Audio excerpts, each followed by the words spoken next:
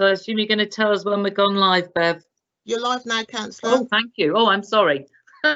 So can I welcome everyone to the Quinton Ward Forum this evening. My name's Kate Booth. I'm the single councillor at the moment for Quinton Ward. We do have a vacancy and we're hoping that if COVID allows, we'll be able to go to the polling stations in May of 2021 to vote for a councillor to sit alongside me in the ward. So this evening, you're very welcome to our first ward forum being done. Just to let you know what's going on in the background, we have got with us today Beverly Edmead, who you'll know from our ward forums, who's normally there managing us. She's helping to run the meeting. Also with her, we've got Kay, who's driving the meetings, and Kay will be, oh, is someone saying that you can't hear me? Is that right? No, it's okay. It's not me. Kay's kind of driving all the gubbins behind this meeting. Also in the meeting, I will have some people who will be able to answer your questions and some people who are going to be presenting. So I've got Sue Amy, who's from Parks here, who will be able to answer questions. I've got Marie Brown, the constituency engineer, who can answer questions, as well as Carol Unwin, who will be presenting about Mooga, and I've got Paul Slatter, who's going to be presenting on the website. And we are due to start with Justin, but first of all, I need to just remind you about other things. So I've told you who's going to be sitting there in the background. So the recording, so just to advise everybody who's listening and participating, all our residents, that the online meeting will be recorded, and the recording of this meeting will be available for about 180 days on the link.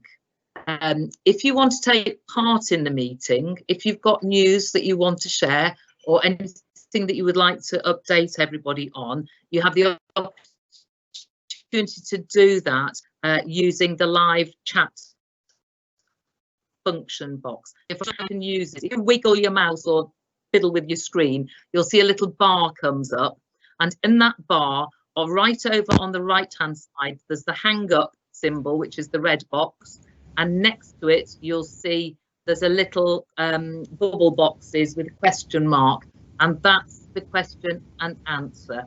So if you've got something that you would like to ask, if you type that into your box, then we will be able to see that, and Kay will sort that out and then put it out and publish it, so we can see if people have got any questions as they go through.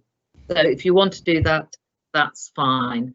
Bev, I'm not sure, have we got Justin with us yet, or are we going to go straight to Paul?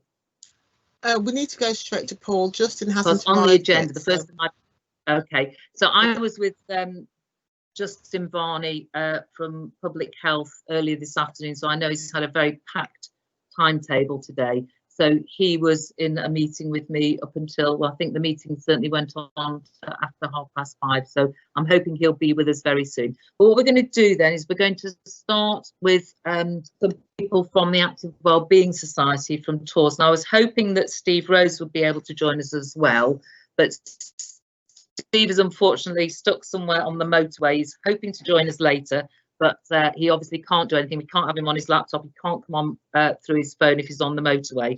But Paul Slatter is here, and Paul has been working on the Quinton website. So what I'm going to do, or what somebody in the background will do, is now give you Paul's gorgeous face instead of mine. And Paul's going to take us through and give us a little demonstration of the website. And I think at some point we're going to be able to share the link to that, so you can go away and have a little. Okay, so over to you, Paul. Hello, and thanks, Councillor Booth. So my name is Paul Slatter. I'm here from the Active Communities programme of the Active Wellbeing Society. and I want to try and show you the Quinton Hub website. I'm going to show you some screenshots of that if I can share my screen. So that's what I'm going to try and do. But just in the meantime, if you have got your phone and you're not using it to take part in this session, you could use that and have a look and look up the website as I talk. The address is quinton.thecrowd, all one word, thecrowd.uk. So you can have a look at it if you like when I try and share my screen. Now I'm going to try and share it. If you see a little bit of my desktop, I do apologise, but I'm going to try and get there so that you can actually see the correct place. It's going to take me a while to get there.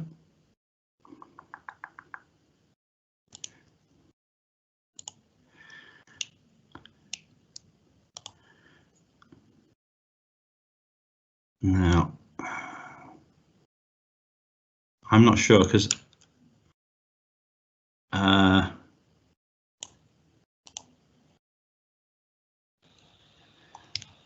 Paul, if you're struggling, we have got Justin is now with us. Would or you're ready to go? That's okay. I'm not sure if you could. Can you see Quinton Hub up there on your screen? Or are you still seeing me?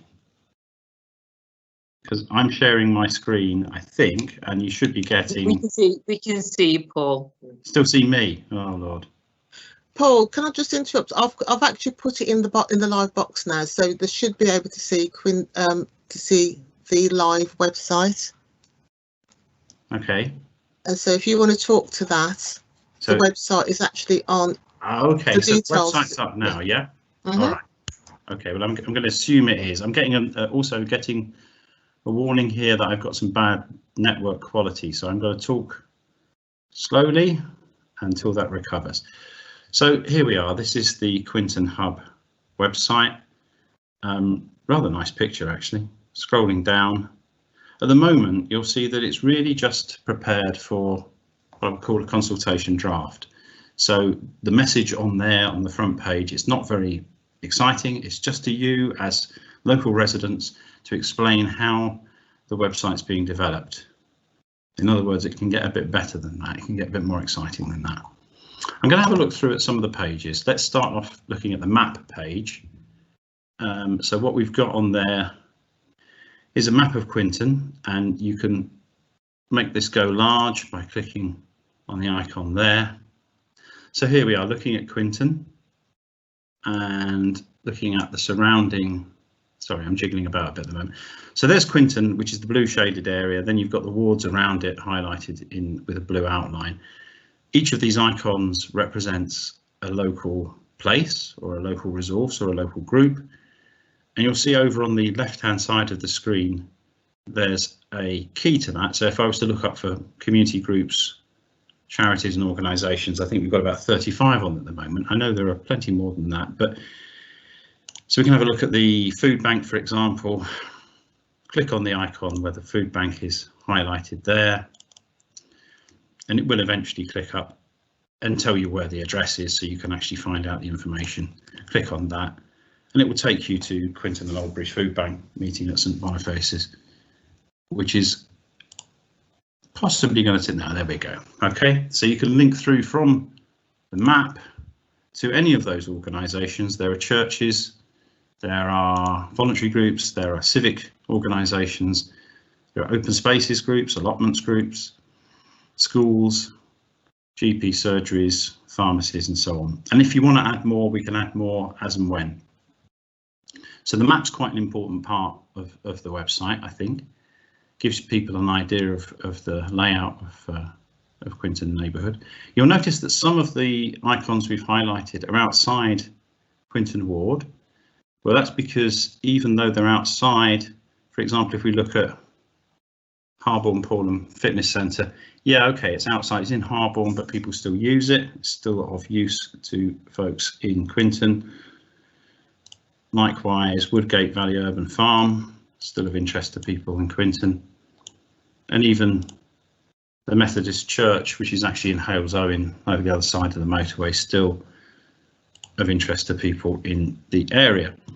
So that's the map page. Just looking at some of the other pages that are up at the moment. A bit about Quinton itself. Could be more lively. Need your help to make it more lively. At the moment, it's an introduction to our elected representatives, Kate and Preet. Information about how you get hold of them and how you can find out about their local surgeries and so on. And just some links to local groups like the Quinton Local History Society. Moving on to the news bar there. The only bit of news on there at the moment is about the launch of this website. But obviously we want to get some proper news on there as well. And likewise on the events tab, pardon me, the only event that's on there at the moment is the Quinton Ward Forum meeting, which you're at. But again, this is designed to enable local groups to share their news and share their events. And likewise, the directory function, which we can put a lot of local groups on there as well. And if you want to, we can develop it out to local businesses as well. At the moment, the directory just looks at those organisations that are offering help during the COVID pandemic. So, you know, those are some groups that are offering helplines and so on. And they're mainly national organisations, but we can add on the local organisations as well. And what we've also got is a way at the bottom where you can click on the directory and just get the organisations. I've selected mental health, so we're getting Mind up there, for example. Okay, so that's the directory tab. We've looked at the map already. I'm just going to look across at the contact form, which is a very simple laid out form. Now, at the moment, if someone fills this in, their question will come to me, but that really needs to come to someone local quite soon because I need to hand this over to you. So it's your website. What we also have, and this is going to take just a little while to update, is a means by which local groups like the Scout Group or a local church or the food bank can update their own information and post directly onto the site. So this is a post form here, where if you're registered on the site, so if you're a local group, you'll be able to put your information in, select whether you're talking about, I want to post an event or a news item, or I want to update my directory entry. And then I can actually fill in what I want the title of my post to be. And then I can write what I want to post on there, which could be, you know, we're having an event, we're having a gathering on the 27th of October and so on and so forth. You have to prove you're a human being and then you submit that. And again, at the moment, that comes to me, but in time, that will post directly on as long as someone's registered, as long as your group is registered.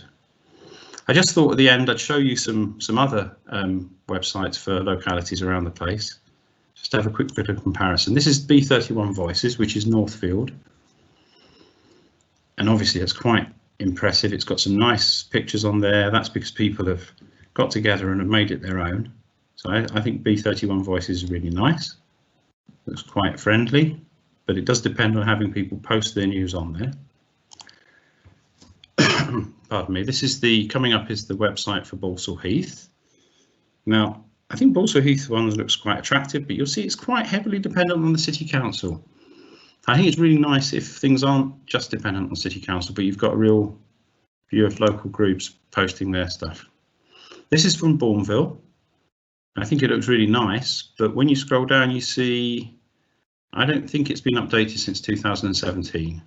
So I think Bourneville probably isn't really being managed anymore. So that's something that can happen to these sites if you let them go. Sturchley, again, I think that's really nice. You notice all the adverts down the side, and that's something I was saying about having businesses represented. You might want to think about that. You might want to charge. It's a way of bringing in a few quid. There's a Harborne one, won't go on that. I don't actually think the Harborne one is actually active at all. Quite a nice one from Jewellery Quarter Neighbourhood Forum in the city centre. Quite nice and artistically done, as you'd expect from the Jewellery Quarter. There are a lot of designers live there. Okay, now look, I'm just going to leave you with one final thought, and it's a little bit contentious, but I hope you get it.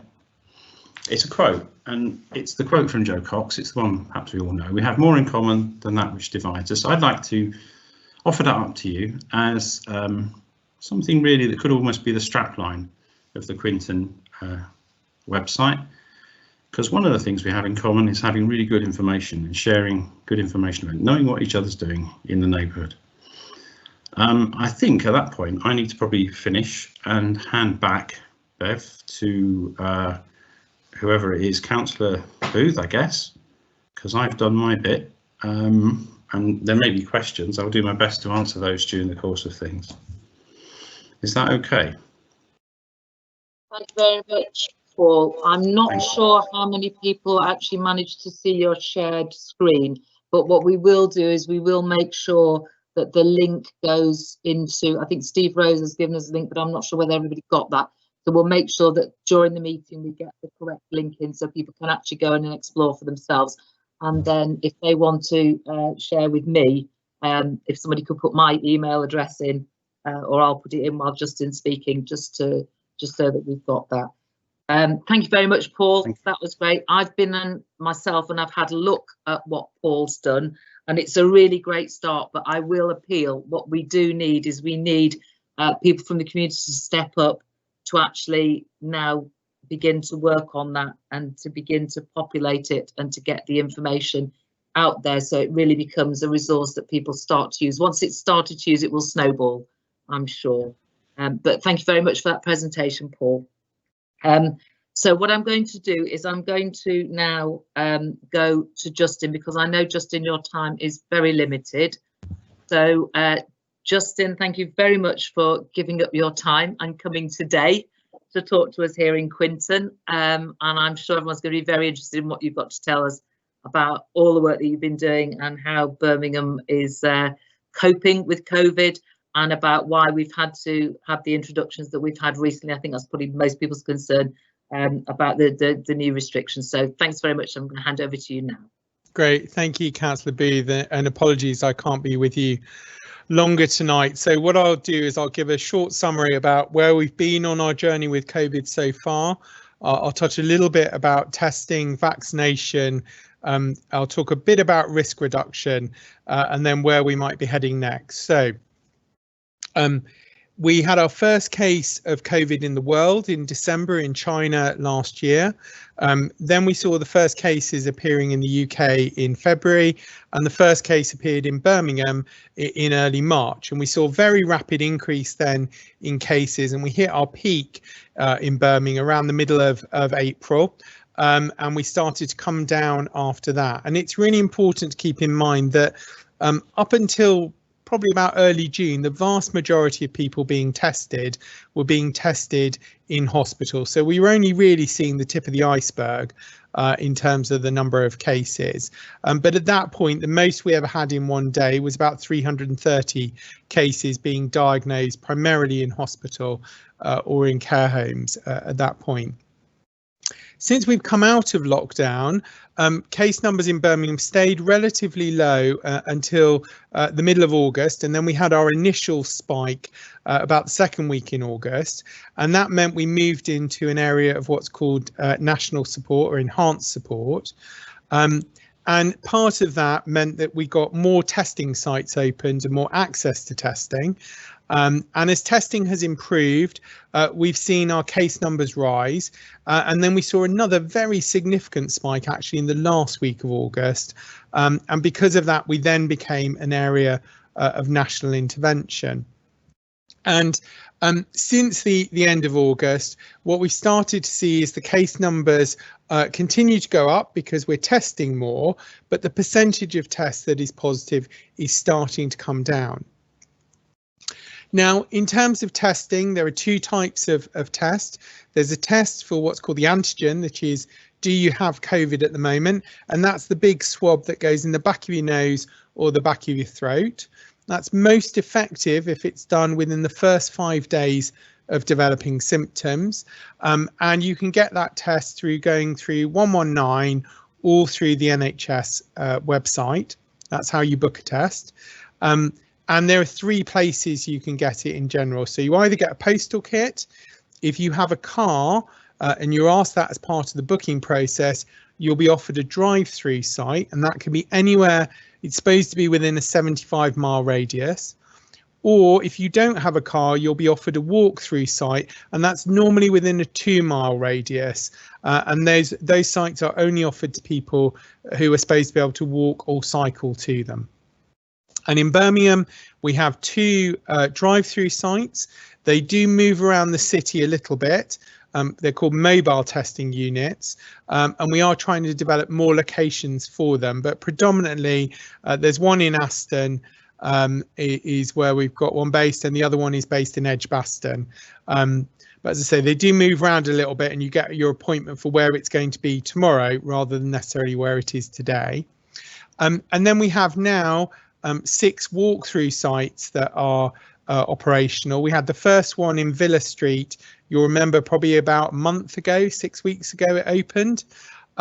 We've now got 5 more sites, and we have further sites that are opening up across the city, and we've got agreement from the Department of Health that we will be allowed to have 10 sites in Birmingham, which will still mean we've got more than anyone else across the region, and actually probably more than anyone else across the country. Some of that's about our size, and some of it's about the benefits of having the additional focus on us. The other type of test you'll have heard about is the antibody test. Now, the antibody tests, unless you work in the NHS, you can only get if you pay for them. And I would strongly advise people not to pay for antibody tests. At the moment, the evidence suggests that about a third of people who definitely had COVID don't develop antibodies. About a third of people who do develop them, their body forgets how to make them. And then about a third of people who their body remembers how to make them don't seem to make enough to give them any decent defence. And we are now seeing clear evidence, as the Chief Medical Officer announced on Monday, of people who definitely had COVID once and have caught it again. So my advice is I wouldn't waste your money on an antibody test. They're basically research at the moment. And there is only really much point in doing an antigen test, the swab test, if you have symptoms. Now in Birmingham, we do have a pilot called Drop and Collect. This is a specific approach where we're going into very small areas, usually about 3 to 6 streets, where we've got a spike in cases. So we've suddenly seen 4 or 5 households with cases, but the overall testing rate in that area is low. And therefore we're going in to kind of saturate the area and get more testing done to try and understand why it is we've suddenly got these 5 houses that don't connect to each other in a very small geographical area, and are we missing something? And already we found that by doing this, we are finding cases, and often that case is the missing link in the jigsaw about how these cases have joined up to each other. But it is a pilot that's specific to Birmingham, and if someone does knock on your door from the council, they'll have an ID badge, they'll have all the right information. The test is free. Please do take up that opportunity. We're only doing it if we're concerned, so it is not a wasted test. I'll touch briefly on vaccine. So we do not expect there to be a vaccine for COVID this calendar year. There's loads of research trials going on.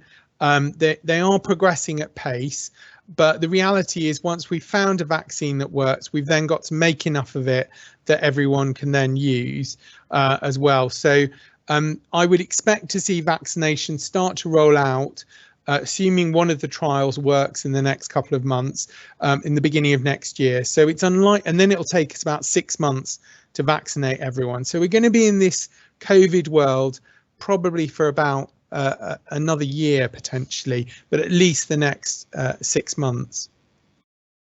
So just moving on to risk factors, and then I'll come on to the restrictions. So there are 6 key risk factors for becoming very unwell from COVID, 3 that you can't do anything about and 3 that you can. So the 3 that you can't do anything about, we know that you're more likely to die or be seriously unwell if you are elderly, if you're a man, or if you come from a non-white British ethnic community. And the differences for men and for non-white British ethnic community very much reflect the 3 that you can influence. So the 3 that you can influence, first of all, smoking. Really important. If you're a smoker, please give up smoking now. This is kind of one of the big things that you can do that will reduce your risk should you get COVID of being extremely unwell. The second is many of us have put on extra weight during lockdown. Really important to try and lose that extra weight and get to a healthy weight. People with a body mass index of over 40 are particularly at risk of being seriously unwell or dying if they catch COVID. And then the third element is if you have a long-term condition like high blood pressure, diabetes, kidney disease or lung disease, having that condition puts you at higher risk, but your risk is even higher if that condition is badly managed. So part of your risk is about having diabetes, but if your blood sugars are up and down the whole time, then your risk is even more increased. So it's really important that if you have got a long-term health condition, you reach out to your GP or your practice nurse and check, is there anything else I can do to get on top of this and really get it under control before the COVID cases rise much further, because it does make a real difference to the outcomes if you do get severely unwell. So finally, I'm going to talk about restrictions. So as you know, Birmingham, Sandwell, Solihull and now Wolverhampton have additional restrictions that stop us going into other people's private homes or gardens, or they're coming into our household or our garden. And the reason we have that restriction is because the major evidence of transmission in Birmingham and in our neighbouring areas is from people gathering in private households. For example, in the last week, I've seen a school where we've got 6 children in different classes, all who've tested positive. And when you unpick what's happened, they all went to a birthday party in someone's private home, and not only they tested positive, but all the parents that were there as well tested positive. We've got another example where we've had a celebration in a restaurant. Everyone was sitting on tables of 6. They were all socially distanced, but because it was a wedding celebration, the family went and shook hands with everyone at every table. And unfortunately, one of the family members was positive, and out of that wedding party, which was only 30 people in total, 25 people are all now testing positive. So what we're seeing is it is about the mixing behind closed doors where the virus is spreading, because we're not as good behind closed door and keeping 2 meters different distance in our sitting rooms. We pass plates of biscuits or cups of tea without washing our hands between passing them, and that's why the virus is spreading there. In hospitality, in Birmingham, we asked all venues to move to table service only, and we did that a week ago. It's now become the national regulation. So from Thursday, that will be the law across the country. So we were ahead of the curve in terms of that as well. So really what's driving the spread at the moment is friends and family. It's meeting up with friends and family in private spaces where no one else is keeping an eye out for you, and we are all forgetting our social distancing in those spaces. So that just explains a bit about why we have the restrictions that we have. In terms of the spread across the city, and I just want to finish a bit on this point about saying what we've seen across the city is testing's increasing across the whole city, so that's fantastic. Sadly, what we're seeing is that case numbers are rising across the city, and Councillor Booth and the other members are getting now regular briefings. We've started to provide data at a ward level, and I'm just looking at the comparison. So in the last 7 days between the 12th and the 18th of September, there were 22 new cases identified in Quinton. That compares to the previous week when there were only 11. And in the previous month, so in the whole of August, there were only 28 cases in Quinton, whereas in the last week you've had 22. So this is definitely something that's affecting Quinton. Across the whole of the city, we are seeing wards go up and down. You know, those 22 cases might be spread across 10 houses, or they might be spread across 4 houses. It varies hugely across the city. And that's why we're saying this is everyone's problem. It's no longer confined to a particular part of the city. And what we're seeing in general is that most parts of the city are increasing, and they're either going from 2 to 10 or 4 to 12. And that's why it's so important that all of us take action and pay attention to the restrictions, abide by what's being asked of us, because if not, we will see the predictions that the Chief Medical Officer gave on Monday come true. In Birmingham, we have already lost about 1,400 people to COVID so far. Sadly, in the last couple of weeks, we are seeing hospitalizations rise. We've gone from single figures to double figures. We're now seeing more patients coming into hospital of all ages, ending up on oxygen, and we are starting to see new deaths coming through as well. We've already lost in this city more people than died during the bombing and the Blitz. I hope that we can avoid that scale of loss again, but that depends on what we all do in the coming days and weeks ahead to keep ourselves safe, our families safe, and our community safe. And the final thing I'd ask of everyone is we are recruiting now to community COVID champions. I'm sure Councillor Booth will be disseminating the information to you about how to save up. This is your opportunity to join the call. This is the ask of everyone to step up to be a community champion, to disseminate the key information to the people that you love and care about, whether that's in WhatsApp, on the telephone, by email, Facebook. Don't care how you do it. Everyone will do it differently. We need your help to make sure everyone in this city understands how important it is and what they can do to stop the spread of this virus. Because I do not want to be coming back to you in a year's time and saying the number of deaths in this city have not just been about the number we lost in the Blitz, but the number that we lost through both world wars. And it's up to what we do now that will make that difference. So please do step up to the call to action, work with Councillor Booth and the other members to help make sure that Quinton is safe and everyone you care about in your community is safe. Thank you, Councillor Booth. I'm happy to take any questions if you have any for me. Thank you for that, Justin. I haven't seen any questions coming up in the chat box. I don't know whether you've seen any. I thought that was very useful to give us an overview, and particularly interesting to know that actually our numbers in Quinton are going up, because I think sometimes if we don't know that, we don't personally know people who've been infected, sometimes we don't actually think there are any cases there. And I think that's quite stark to say we've had almost as many cases this last week than we did have in the whole of August, and I think we all need to take that extremely seriously. And I'm very pleased to see that the government is taking it very seriously and has done what they said, which is most important, which is putting our children first, which is great. So thank you for that. If anyone has got any questions, if they could get them into the chat box. I think we've got one. Oh, so Phil has said brilliant. I think he's talking about you, so that's fantastic.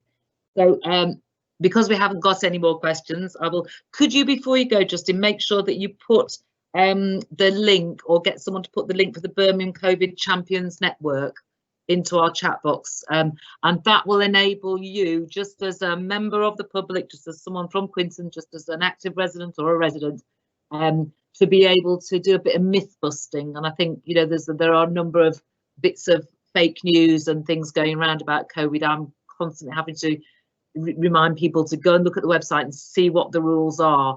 I mean, it's very easy to sometimes misinterpret. I'm actually going on a holiday on leave next week, and I thought once I was out of Birmingham, I would be able to share my holiday accommodation. I now know I can't because I checked. So we've just had to make other arrangements. So instead of our two households coming together, because we're from Birmingham, we've had to go and get ourselves some extra accommodation. And it's really, really important that people actually understand how it affects them and how they need to behave both in Birmingham and outside of Birmingham. So thank you very, very much for that, Justin. And I'm hoping that lots of people in Quinton sign up to be COVID champions and be part of that Birmingham network. So thank you, Justin, and thank you for giving us the time today to come along and do that. I can see there are some more questions coming up. Hang on, let's just have, all right, so a couple for you actually. Emily is asking, would you say people putting on weight also need compassion from themselves and others? People comfort eats for all kinds of historical reasons, and maybe balancing self-forgiveness with trying to change will help too.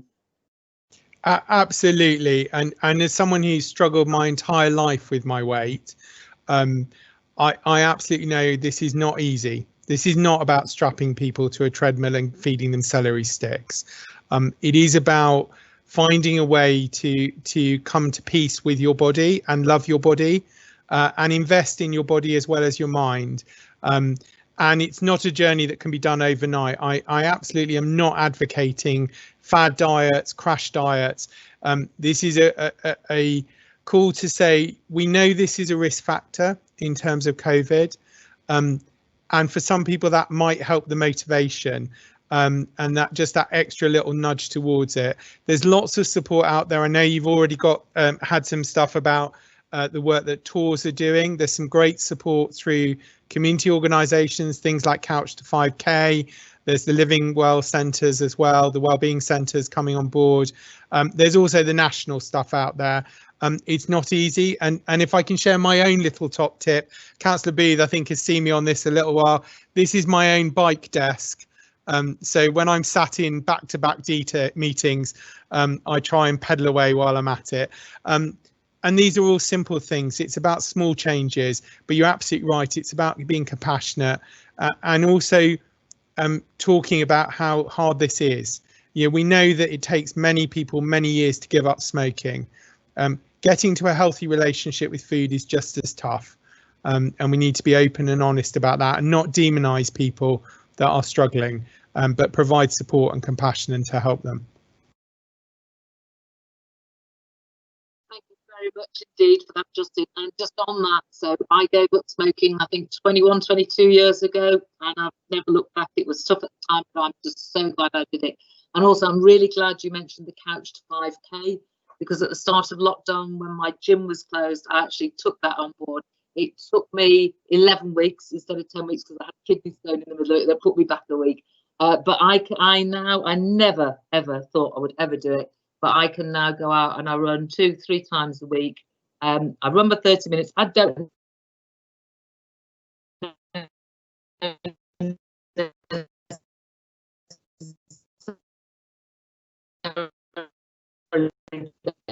in 30 minutes I run 5K. I certainly am losing any, but I haven't put any on, which is great, which suits me. So once again, Justin, thank you, and thank you. I noticed now we've got in the chat box, we've got some information there about the COVID-19 community champions, and we've also got something about whistleblowing, because there is a way you can securely, if you feel that there are people around who are breaking the rules, we are trying to encourage people to just kind of do that. Barry said, common sense, if one person is self-isolating but needs safe distance support in friend's garden with no house entering, COVID safety in place, your view? Yeah, so I think there are exemptions for certain things in terms of when you can go into someone's house. The council very successfully lobbied to get that exemption on providing personal care for vulnerable adults to also extend to family childcare for children under 14. The leader and also the MPs wrote jointly, and it was a cross-party call for that to be changed. What I would say is that the exemption is about coming in to provide either childcare for someone under the age of 14 or to provide support for someone who's vulnerable. So, for example, if you rely on a family member to do your shopping for you, that's fine. They can bring it into your house. It's better if they drop it at the front door, but if you need help putting it in the cupboards, that's fine. What they shouldn't do is then stay for a cup of tea, because that's where we're seeing the spread. You know, if you need help bathing or dressing, for example, that again is fine as well. What isn't fine is going around for a chat. So that's the kind of difference, is thinking the exemption is there for people who can't manage things on their own. But it is important that we remember people do need support about their mental health and well-being. You can still meet up outside the home. So if someone is able to come and meet you and go for a walk around the block, I know for my own elderly parents, that was the way that they managed this when their part of the country was in lockdown, that they met my sister for a socially distanced, literally walk to the end of the street and back. It wasn't a 5K like Councillor Booth is talking about. It was to the end of the street and back. But actually that was important, because although the telephone is great and it's really important to pick up a phone rather than send an email at the moment, sometimes you need that face-to-face. And it can be done safely outside the front door, on the street, on the pavement, but not inside the house, I'm afraid, and not inside the garden. Thank you very much for that, Justin. And I think the reasons behind that is really that we know your guard is down when you're in your own home. You want to give your mum a hug, don't you? So I think when things are done more publicly, people tend to behave. And of course, if you're in a bar or a restaurant, they are constantly sanitizing, wiping over touch points, and you are constantly viewed by all those other eyes watching the way you behave. So thanks very much for that, Justin. It's been really useful. I know how very, very busy you are at the moment, so I can't see any more questions in the chat box. So oh, thanks. No, we've got one. We're in a walking group. How many people can we walk with? The government's explanation is confusing. So fire away on that, Justin. Yes, so this is a really important nuance in the government's explanation. So if the walking group is organised by a charity, by a sports club, by a church, and there's a risk assessment in place, then that can have a larger number. If it's just you meeting friends for a walk, then 6 is your maximum number. So my rule of thumb is if someone else has done the risk assessment for you, it's probably okay. If there is no risk assessment, then it probably isn't okay. So that's the difference. And there will be some changes, I think, coming later in the week around indoor sports. And I think probably indoor sport is going to stop. But I'm waiting for the Prime Minister's announcement this evening on the detail of that. I expect indoor sport will stop though later this week, but outdoors, if someone else has done the risk assessment, can be more than 6, but if there's no risk assessment, 6 is your maximum, and that includes you. Okay, that's really helpful. So thank goodness we've got our new Mooga for our outdoor sport here in Quinton. That's great. And of course, if you are going to be in a group of more than 6, you're probably going to get frowns from people, because I think the government has instilled in this the rule of 6. So if you're not part of an actual formal team, then you know, keep it to 6, including yourself. So thanks, Justin. We are going to let you go. So thank you very much indeed for everything that you've done today. That's been absolutely brilliant. Thank you. I can see there's a couple of questions coming up for me. I'll come to them when I do that, but I'm hoping that we've got Carol who's going to tell us a little bit and give us a little bit of an update about the Mooga. Okay, can you hear me? Yeah, I can. okay, well, yeah, great, brilliant. I'll make a start. So yeah, good evening everybody, and it's a good link, I suppose, from what Justin was saying, because yeah, phase 1, the completion of the large multi-use games area, it was complete just before lockdown, actually, literally the week before. So obviously, as you might know, the groundworks took longer than expected with the soft ground, but it was completed in March. And then now, as people have been able to be outside playing sport, I trust it's being well used. When I've been there, it does seem to be well used, and it's certainly a great facility there. And again, great for things like outdoor Pilates or yoga with mats and things, as well as obviously children playing the sports. It's been marked out with football and basketball and netball. So yeah, hopefully you're all enjoying that. Just really now my attention, I'm a landscape architect, and my attention is on phase 2. I know there was a lot of consultation done with my colleague Katie Allen on phase 1 and 2. And so I just want to run through tonight elements of what will be in phase 2 improvements as well. And I'm sure you'll recognise those. I'm going to try and share my screen if that's all right. So if this works.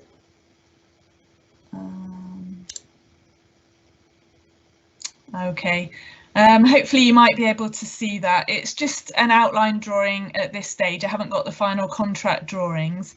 I'll try and use my mouse to show you. Here we have the very large, nice new multi-use games area there, and there was also new tree planting here as a bit of a screen to the road there as well. And then for phase 2, what we're looking at, as you may remember, there's going to be, where it says 1 here on the plan, there's going to be a K2 climbing frame, so a challenging climbing frame, it's, as you know, the ground there's sloping, so there'll be some more earthworks just to sort of level up that area.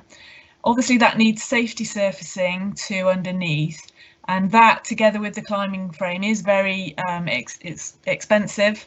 It's a large item, so that is going to use up a large amount of the money in phase 2. It's been brilliant also that Tours put in a funding application to Sports England to try and get us some more money. Sports England gave us half what was asked for, and actually the council now has to be named as the applicant. Yeah, that's technicality, but yeah, so that's good news. We did receive £20,000 extra from Sport England for, it has to be used for outdoor gym equipment, but obviously, as you know, probably from other parts, it's really popular, and we're looking at putting that up here where number 2 is, so it's very accessible for people, and you get that great view over the Highfields Rec across the fields and trees. So as you're working out and losing all this weight that Justin's been encouraging us to lose, I certainly need to lose some, that should again provide a brilliant extra exercise facility there to encourage us all. As well, we know that people did want picnic tables, and so here, number 4, if you can see, we're going to put 2 picnic tables in there. And again, it's nice for families taking kids to the park, so you can sit and have a bit of food in the park in your group of 6, and your children play on the play area. As well, you'll all know that the ground is very wet in places. We discovered this while implementing the Muga, and where you see number 3, it's very wet. That's the natural low point. And again, what we wanted to do was improve a bit of biodiversity there as well. So we're going to sort of do a little bit of wildflower reed planting there, just for some interest and to help with nature and biodiversity. We didn't want to have a formal tarmac path between the 2 areas. Actually, I think on reflection and talking to residents, they sort of felt that the play area was one zone near the car park, and so what we're planning to do is just sort of have an informal, cost-effective, very reasonably priced timber plank bridge over that reed area, so that there can be just an informal grass path across between the 2 if people want to walk that way. We're also going to have some bulb planting, number 5 there, just to add some colour to the park by the entrance. And I think that uses up about all our money then for phase 2. So yeah, it'd be good to have people's comments on that. I know a lot of consultation was done previously. As well, there is a time limit on this. With the Sport England funding, there's quite tight timescales. So don't worry about phase 2 happening, because I've got pressure from that side to make sure that it gets on the ground fairly soon. So we think it's going to be about October, November time that the works will start. I think I've covered everything, so shall I hand back to you, Councillor Booth, see if there's any questions? Thank you very much for that, Carol. That was brilliant, taking us through it, and it's great to know that we're on tight time frames, so we know that things are going to be happening in timely fashion. And I know that we will continue to search to see if there's any funding that we can find to extend what we're doing. I have just been delighted that every time I've been past the Mooga, there seems to have been people on it, and hopefully we will get to the stage where we can start to formalise some of those games, which might allow us then to have some three-a-side football. But maybe, I think if it's a formal arrangement, we can go above those 6, as Justin explained to us. So we'll investigate that, because it's just so nice to see people using that. So thanks very much, Carol. So if you want to turn your camera off and take a break, I can't see that there are any questions coming up. Oh, hang on, I have got something. Yeah, and as Elliot said, thanks to Carol, Barry and others who fought so hard to get such a big Mooga and all the facilities in there. So it will be a fantastic community asset. And Barry's positive response, thanks to Carol and others. Yeah, so, and can we just ask you, Carol, if you are still there, have you thought about the position of the gym equipment? I think Barry posed some question marks over that. I don't know whether you're still with us. Yeah, hello, yes. Yeah, again, I mean, the position was shown on the plan, so just as you come into the car park facing the play area, it would be on your right. That's where we're thinking. Obviously the amount of hard surfacing has a cost impact, so we will try and keep them quite close together, but I'd like to have almost perhaps an informal a bench or informal sort of concrete low wall that people can sit on as well. But yeah, if people do have ideas on the particular arrangement of the equipment, let me know. It could all be in a cluster or in one line facing down the slope or whatever. Please just email in or do little sketches or whatever, and I'll try and take those into account as best I can within the budget. Well, great, Carol. Do you want to put your email contacts up there so that people can? So if you get it, we'll make sure that it goes into the public, into the questions or answers. I'll do that. So thanks very much. Yeah, get back to me within the next week or so on that, because I will have to draw up the plans pretty sharpish. Okay, no, thank you. Bye bye. Thanks. Encourage people to do that. So thanks very much.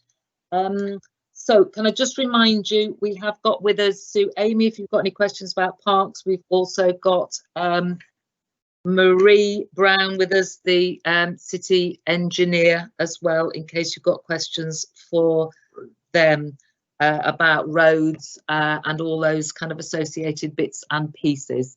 What I'm going to do now is I'm just going to give you a brief go through, because I think we've got about under 10 minutes, so I'll be quick. Just give you some ideas of things that have come up, that just so that you're aware of the kinds of things I've been dealing with. So I've had lots and lots of complaints from many residents about speeding, in particular around Hagley Road, Quinton Road West, Simmons and Highfield and Quinton Lane. I'm passing all those on to Sergeant Mark Short, who is our police sergeant. I'm hoping that we'll get him to come to our next Quinton Forum meeting. I'm getting lots of inquiries about homes which are presenting as HMOs. That's a house of multiple occupation.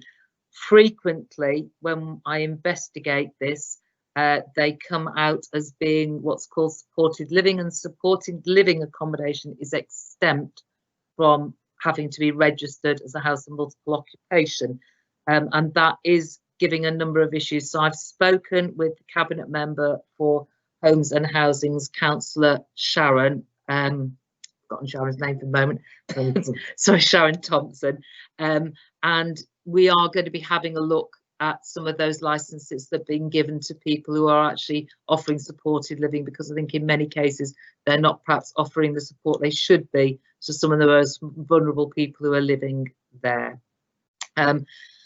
Next thing really on my agenda is fly tipping. I'm getting quite a few reports of fly tipping, and so we're just getting some places that are now becoming fly tipping hotspots. If you just want to email me and let me know, then I can make sure that I'm having a go at the council to get that removed where it is our land. And the same with graffiti, where it's our buildings and our land, we will get it removed. It's more difficult when it belongs to a third party to have fly tipping removed and to have graffiti removed. the refuse, I think, has over the COVID period actually been collected most of the time from most places. So I've been really pleased about that. But we are still getting some miscollections. Very often this is to do with the vans not being able to get access to some of our roads. So a number of the little cul-de-sacs that run down the valley are struggling where there's a tight entrance, and often people are parking cars in front of the bins, and that means that the bin lorries can't get to them. What we're doing in those cases is we're writing to residents asking them not to have either their cars or their visitors' cars around on the Monday or the Tuesday when the collection is made. So we are doing that. If you've got a problem around refuse collection or refuse collections being missed a number of times, then please do get in touch with me. Now, something else that comes up to me a lot, although it doesn't actually lie in Quinton, nor does it actually lie in Birmingham, is the Quinton Cemetery. And I've had a number of residents who've got loved ones who are buried in the cemetery who've got in touch with me about grass cutting and general maintenance. So I've been down with officers and I've had a walk around Quinton Cemetery. So it's not actually on my patch, but I feel duty bound to because I am the Quinton councillor. So I have been down and had a look, and I have responded to those. And I think there was a period where obviously a lot of officers were taken off the kind of grass cutting and general maintenance and put onto COVID duties. We're returning more to business as usual. So hopefully that situation at the cemetery is improving. So we're just a few minutes away from 7. I think you've had papers about Pittswood. You've had papers about the Quinton Meadows Consultative Committee. Just to bring you up to date with the former Martineau Centre. So that's the area which is now, I can't remember which road it is, it's just generally Martineau. It's off Bolden Road, kind of very close to the Court Oak pub. We did say we would arrange a group. We'd not managed to do anything. It's partly my fault. I kind of only came to mind that we hadn't done anything a couple of weeks ago. I think we all ended up so focused on COVID. But I have been in touch with the people who've expressed an interest in that group. And if anybody else who's watching today would like to get involved, then we are going to put together and have a Zoom meeting or a team meeting just to go through the legal advice that we've had and see if we can move things forward with that Martineau Centre. I've had a number of questions about the reference group, which I'm not going to cover a lot. I think we have had a response to those residents who had sent me some queries about it. But can I really just say that the reference group was just there because I am very, very aware of how hard a number of what I might call our active residents are and how they are involved in so many other things like Pittswood, things like Quinton Meadows, things like the website, the food bank and other things. And the reference group is just a group of people who are interested residents and people who are interested in helping and moving Quinton forward. If anybody's interested in joining that group, that's absolutely fine. It's not a closed group in any way, shape or form. It doesn't have any kind of legislation or anything that it's kind of responsible for. It isn't a kind of way into the council or anything like that. It comes through from the City Council, who are pursuing a policy of localism, which is where we are. So there's a paper called Working Together in Birmingham's Neighbourhoods. I think we'll try and get that up, the link up on the chat here. And it was published in January 2019, and it sets out the framework for individual wards to consider what circumstances suit them best. So it's something that we've been involved with. We actually tried to engage and become a pioneer ward in the localism process. 17 wards out of the 69 wards in the city applied, and the leader of the reference group, Patrick Saunders, was was there to help us trying to get a foot in the door to get some dialogue and proposals for what we could do. Now, our application wasn't, it was a very good one, but it wasn't good enough.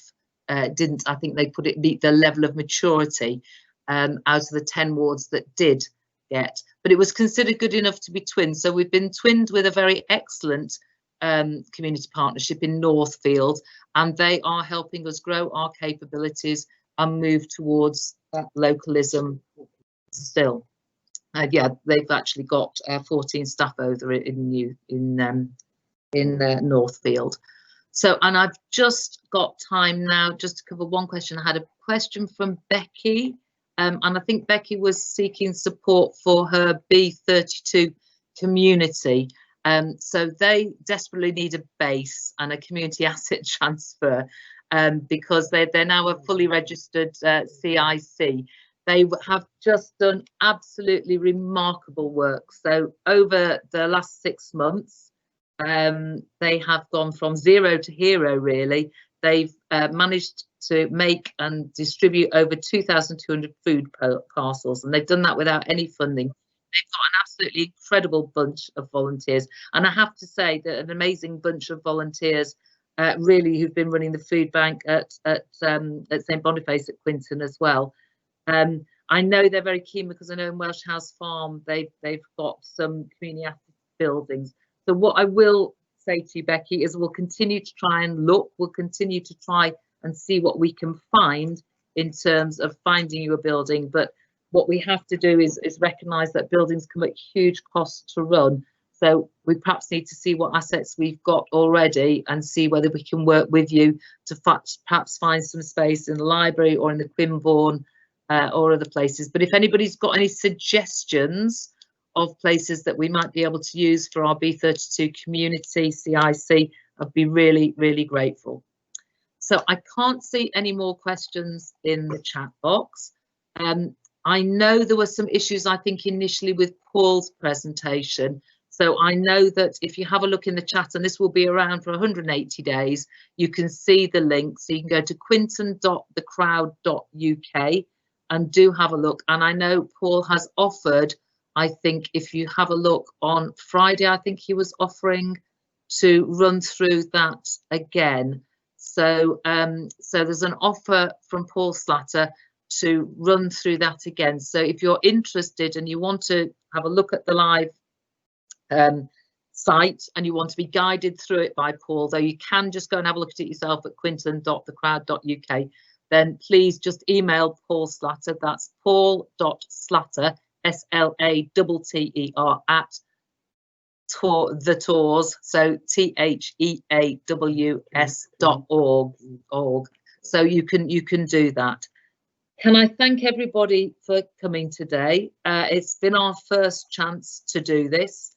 I'm hoping that we will try and put a date in early November. So if you'd like to get in touch with me, you can get in touch with me. I don't know whether we've got it up, but I am kate.booth@birmingham.gov.uk. So if you want to get in touch with me, please do. And if you'd like to do any presentations or you've got any hints or things you can add about today's meeting and how we can improve it, then please do. The one thing we are looking at as a council is to see if we can make these meetings more interactive, because at the moment I'm sure some of you feel quite frustrated that you're only able to partake through the question and answer. But hopefully as we move along and this becomes more of the near normal and we're not able to meet together, then hopefully we'll make this work. So hopefully I look forward to seeing you all in November. I hope the system has worked well for you. Can I thank everybody who's been here today to help, those in the background you can't see, like those people who've presented. Can I thank Justin once again, and Carol and Paul, and then people who've been here but haven't been called upon. So thank you very much to Sue from Parks and to Marie from the City Engineers. I'm so glad you were able to join us. I hope you feel it was a small step to success. I'll be at the food bank tomorrow. I shouldn't encourage anyone to come and talk to me because we're not allowed to run our surgeries, but I will be there. And as I say, you've all got my email, kate.booth@birmingham.gov.uk. I apologise if I've ever been slow in responses. It's quite an undertaking to be the only councillor in a double member ward, but I continue to enjoy serving Quinton, and I hope that I have done everything that I can. So look forward to seeing you all again in November, and please stay in touch. Thank you.